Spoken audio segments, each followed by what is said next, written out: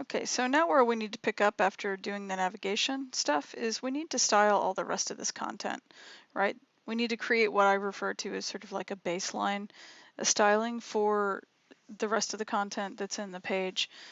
And one of the things, if you were to look at this, if I right click and inspect this, you'll see, we've got a section that, it doesn't have a banner, and the other thing that's down here is a footer. It's at the bottom, right? That this is the footer. Let's see right there. Okay, so we have a section and then we have another section, right? So you have these different sections. I have like 3 different sections and each has an article. So I want to create something that is going to specifically address the content that's in the sections, but I don't want to address something that's in section ID banner. And footer doesn't have something called section. So what I can do is I can target the article that is in each section, right? Because the articles themselves are pretty standardized, right? They all like go, basically article is right at the top of the section. And that's how I sort of created a general framework. So what I could do is here where it says article, let's just do a temporary rule where I can say article, but specifically I'll say section article so that I don't hit any articles that might be, say, in the footer. And I'm going to set a width right now. So let's say width, and we'll do, let's say, if we were to look at the padding that we used up above, well, before I had done a padding of 7%, but then I went and I centered these, but let's just say that we liked that 7%. If we did padding of 7% on both sides, then that would be a total width of, or total compounded amount of 14%. So if we subtract 14% from 100, that gives us 86%. So let's say width is 86%, like that. And then it limits the width for the articles. And then what we could do is say margin, to center it, we say margin, for now we could say 0 and auto, right? So that the margin top and bottom is 0. We could always change that later. And then right now it's set to auto so that it automatically centers. And so that might work, nicely, so that it is 86%. You also might want it to be less than that. You might want it to be, let's say 80%. You might even want it to go, right? And then you've got a total of 10% on each side. So it really just depends kind of on what you're looking to do. The other thing too is on really, let me dock this in a different place, on really large screens, then this one's not even that large. This is actually a laptop. Your line length starts to get too long. It becomes too many words per line to read. So what I would consider doing instead is, or in addition, I should say, is that I would also want to set a max width. Now, so I have a width of 80%, but then after that, I can tell it to have max width so that if it hits that maximum width, then that's the last thing that it'll remember. We could say like 1600 pixels, for instance, and oops, that's 16 pixels. That's all right. So 1600, and then or even 1200 is probably even better in this case, right? And so at 1200 is where it'll stop. And then once you hit 1200, I don't know if I'll ever hit 1200 on this particular screen, it will actually stop scaling up. And 1200 might even be a little bit too wide also, at least with the line length this long. So let's see what happens if we say 1000. All right, that might be better so that it keeps our readable line length reasonable. All right, and so I might just keep mine limited to 1000 for my max width, right? And so that's one of the strategies that you can take for limiting how wide everything gets. And so let's just, I'm going to click on Inspector Style Sheet. That way I can just copy this. I'm going to copy it. And then I'll go over to my Dreamweaver file. And okay, so the dilemma now is, where do we put this? Well, we had started to make, these different delineations of sections with comments and stuff. So we need to actually clean this up a little bit. I'm just going to, since I have it in my clipboard, I'm just going to paste that somewhere, but I'm not going to put it here with the media query. I'm going to sort of do this and I'll just paste it so I've got it written down.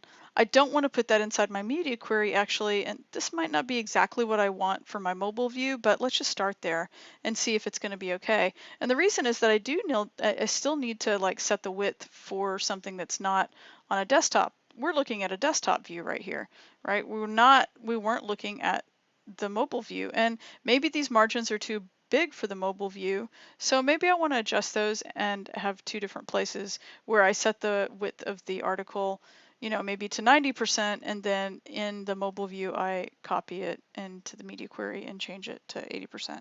I don't know, we'll see. But right now, let's just clean this up a little bit. I'm going to copy this comment, all right, so that I can create a new section here. Let's just call this, I'll call this general section rules, okay? And then the other one I can paste here, and let's just call this media queries. Say media queries, like that. Okay, so now we've got at least a sort of a structure going here. And like I said before, I don't know that I'm in love with 80% for a mobile view, but let's just save this for a second and we'll go back over here, hit refresh, make sure that it sticks. And I think that on a phone, actually, this might be more space on the sides than I actually really want.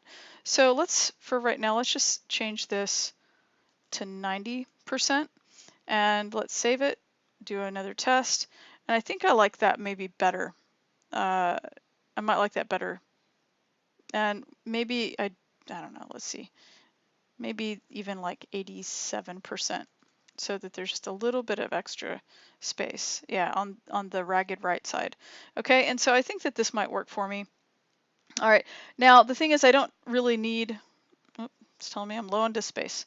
All right, I don't really need a maximum width set for my mobile view because it's not going to be relevant. But before I get rid of it, I am just going to copy this rule. So copy that.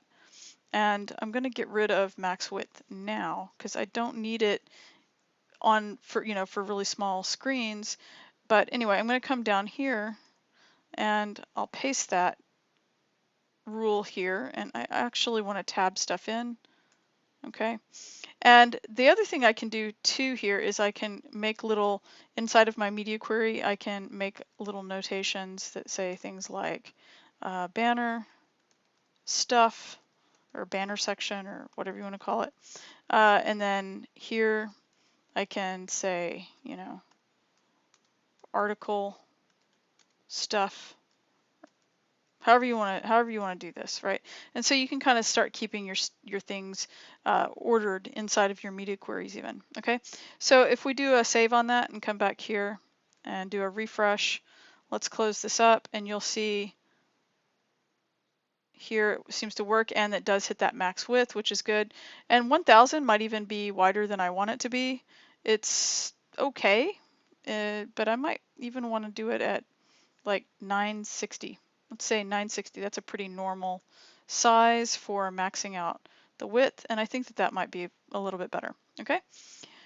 All right, and then the other thing too is that you'll notice it's really hard to see where the articles begin and end, right? So let's do something that might be a good delineation. At the end of the articles, let's do a border bottom.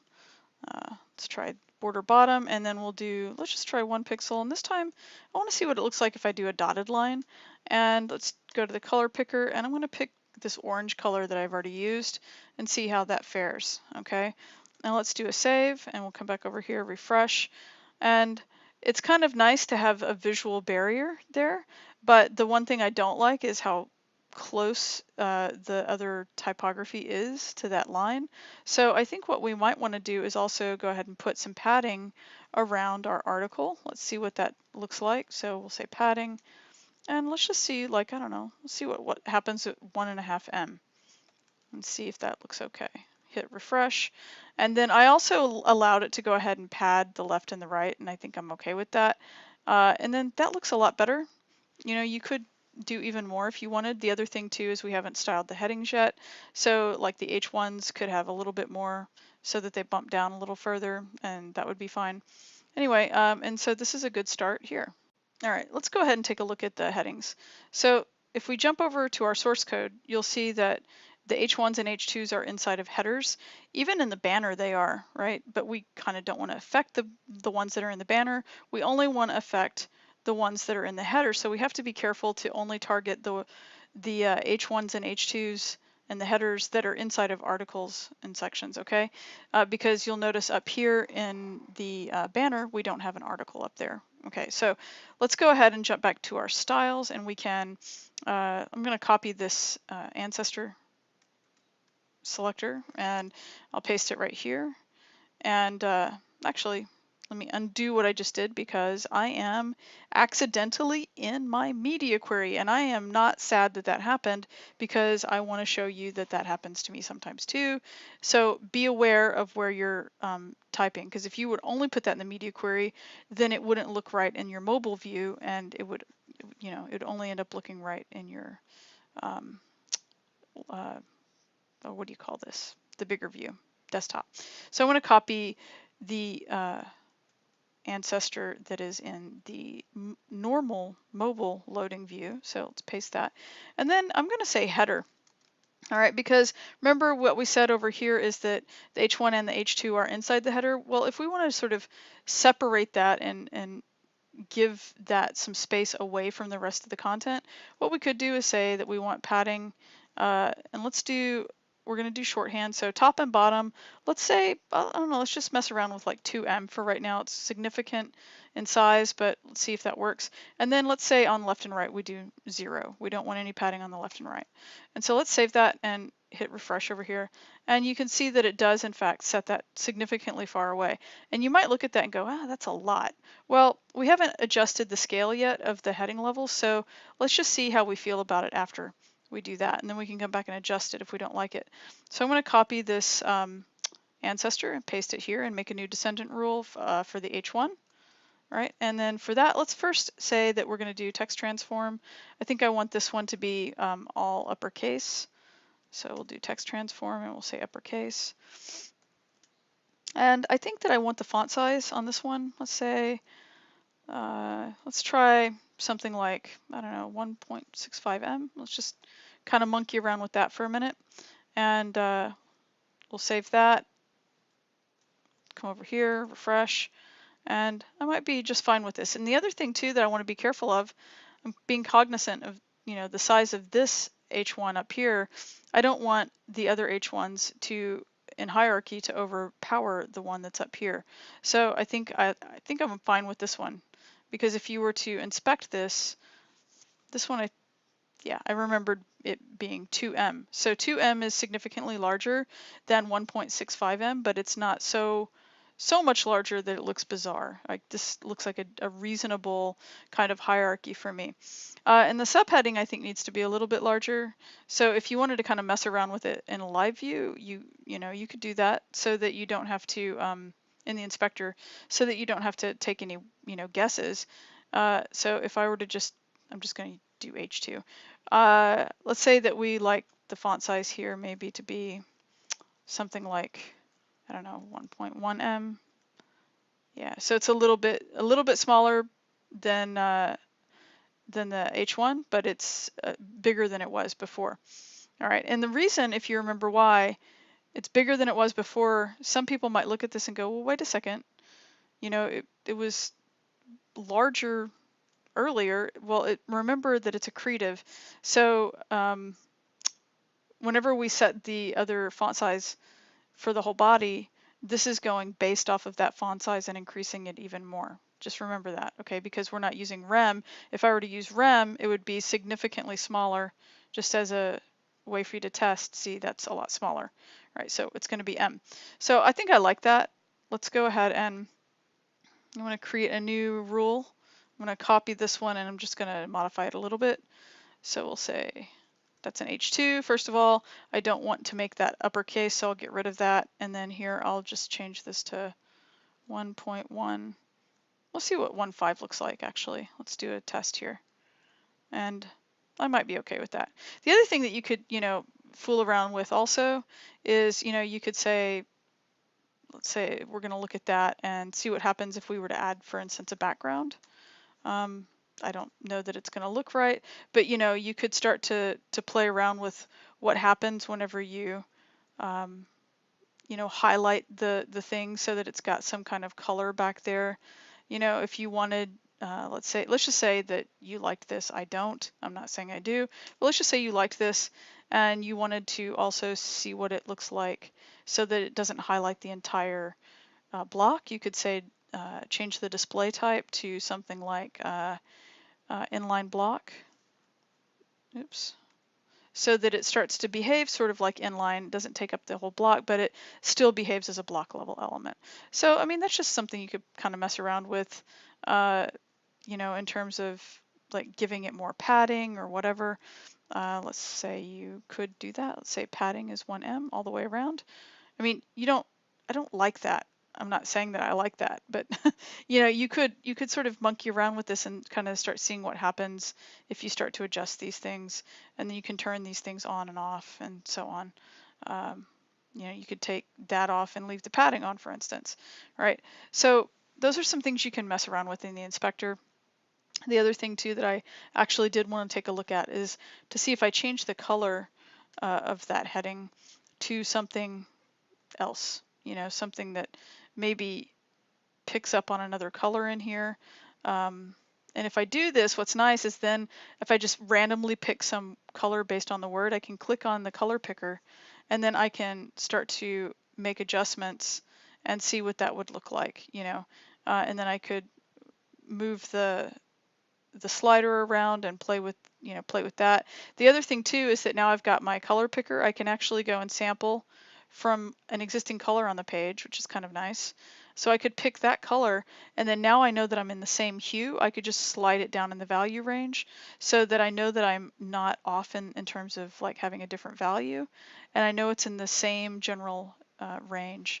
So that's something I could do. The other thing too, for instance, is I could go to font weight, because one of the things that I do have, if you remember, is I have other weights. And so I could play with the different weights, and there's 400, right? So I could do a heavier weight on the page. There's also 600, right? So there are lots of different things that you could continue doing to mess around with this. So I think that I'm going to keep my mine at a 300, but what I might do, I kind of like that color. I think it might be even better if it was a little lighter, possibly. But if I can go to my subheading here, the other thing that I could do is I could mess around with the font weight here, not change the size, but just change the weight and see what happens if I make that one 400. Okay, and so that it starts to really stand out a little bit. And what does it look like that? It's kind of too dark that way, but one of the things that you can do, like let's say that you make it bolder like that, well, you can change the color now. It doesn't have to be black any longer. Let's just say that, again, let's pick up on this existing color right here. Actually, see what that does. And that's a really pale color, and that might be too pale, so you could bring the saturation of it up a little bit, or bring the saturation of it, the brightness of it down, I should say. Maybe pull the saturation out here, but it's still in the same hue. So it's just something to think about that you could do that would, start to bring that up a little bit. And if you wanted it to actually be a different color, you could actually introduce a second color. You just have to be kind of subtle. The other thing that we can also do is go into that orange range, because remember, if you go up here, there's this orange. I can right click this if I want to see what that is. And I can click on hover if I don't remember what my hover state is, and it'll show me what my hover state is, so I can grab the value of that orange. These are some different ways you can use the inspector to your advantage, right? And then I can go back to inspect that H2, for instance, and then I can just change the value here like that.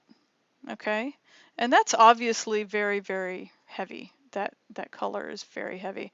So what I might want to do then, like I was saying before, is to sort of knock it back so that it's not so strong. Maybe make it a subtler, lighter color, and that color, maybe that'll stand up to a white background whereas the 300 weight wouldn't, right? You don't have to, like this. In fact, for the sake of the demo, I'm just going to keep it really simple and I just refresh the page. But that's how you can start to really mess around with, making changes to the different parts of the page without having to obsess in Dreamweaver or whatever other editor you're using, where you're saving changes and checking it and saving changes and checking it. You can actually do a lot of in-browser styling and designing so that you can see in really, really quick reactive live view how something is going to truly affect the browser, and you can copy and paste stuff from your inspector panels into your actual style sheets. Okay. All right, so I think I'm going to go ahead and end this particular video right here. And in the next one, we're going to deal with how to style all these other elements and also dealing with some more stuff about media queries.